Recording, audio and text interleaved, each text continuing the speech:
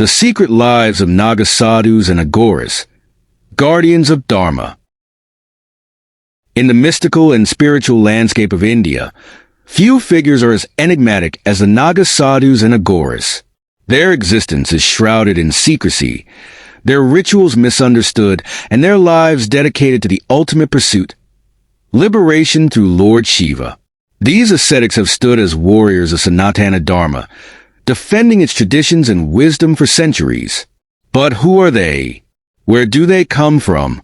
Where do they vanish after the Kumbh Mela? And what is the truth behind the myths surrounding them? This is the story of the Naga Sadhus and Aghoris, a journey into the hidden realms of mysticism, discipline, and spiritual power. Chapter 1. The Birth of the Naga Sadhus, Warriors of Dharma. The origins of the Naga Sadhus trace back to the 8th century, during the time of Adi Shankaracharya. As Hinduism faced threats from foreign invaders and internal divisions, Shankaracharya formed a unique order of ascetics, Shakti Rasa Sadhus, who would serve as both spiritual seekers and warriors to protect Dharma. Over time, these fierce monks became known as Naga Sadhus, named after their serpent-like endurance and devotion to Lord Shiva, the Adi Yogi. Stripped of materialistic desires, Naga Sadhus renounced society, choosing instead to live in Himalayan caves, dense forests, and sacred riversides. Their naked bodies, smeared with ash, symbolize their complete detachment from the physical world. They train their minds and bodies through rigorous spiritual practices, reducing their need for food, sleep, and comfort. Their moment of public appearance comes once in 12 years, during the Kumbh Mela, when they descend in vast numbers to perform sacred rituals in the Ganga River. Then, just as mysteriously as they arrived, they vanish again, returning to their secret paths, hidden from the eyes of the world. But how do they move unseen? Chapter 2. The Akhatas, the hidden system behind the Naga Sadhus. The key to understanding the secret movements of the Naga Sadhus lies in the Akhatas, the ancient institutions that govern them. There are 13 main Akhatas, divided into 3 sects. 1. Shaiva Akhatas, devotees of Shiva. 2. Vaishnava Akhatas, devotees of Vishnu. 3. Udasai Akhatas, followers of Guru Nanak's teachings. The Akhatas carefully plan the Naga Sadhus' journey. They never allow them to travel in large groups before the Kumbh Mela, ensuring their paths remain secret. Small groups move through forests, temples, and riversides, stopping only at designated places where devotees or other Akhatas provide them with food and resources.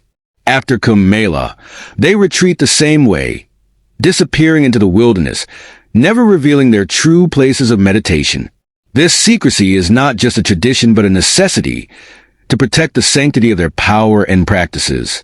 But while Naga Sadhus remain warriors of Dharma, the Aghoris walk a different, darker path. Chapter 3. The Aghoris, walking the path of death. Aghoris, unlike Naga Sadhus, embrace the extreme side of Tantra. Their path is not for the weak. It requires absolute detachment from worldly norms. Where the world sees impurity, they see Shiva's presence. The myth of eating dead bodies. One of the most controversial aspects of Aghoris is the belief that they eat human corpses. Is it true? Yes, but only in rare, secretive rituals performed by advanced Tantra practitioners. These rituals occur on Amavasya, new moon nights, in cremation grounds, and are not for pleasure, but for spiritual transcendence. The act is not about consuming flesh. It is a symbolic rejection of fear, attachment, and illusion. However, not all Aghoris practice this, and true Aghoris never publicize their practices. For them, life and death are one and the same. The body is temporary, and Shiva's energy pervades everything. They meditate amidst corpses to transcend duality, proving that nothing is pure or impure, all is Shiva. Chapter 4. The Secretive Lives of Aghoris and Naga Sadhus.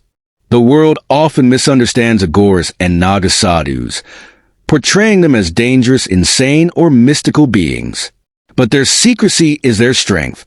Aghoris meditate in cremation grounds, where few dare to go. Naga Sadhus train their bodies to survive extreme conditions.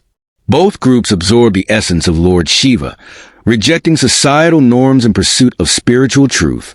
However, modern media often portrays them as entertainment, misrepresenting their deep spiritual significance.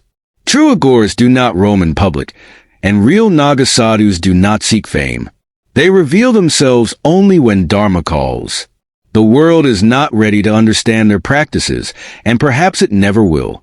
Conclusion: the guardians of ancient power. The Naga sadhus and Aghoris are more than ascetics.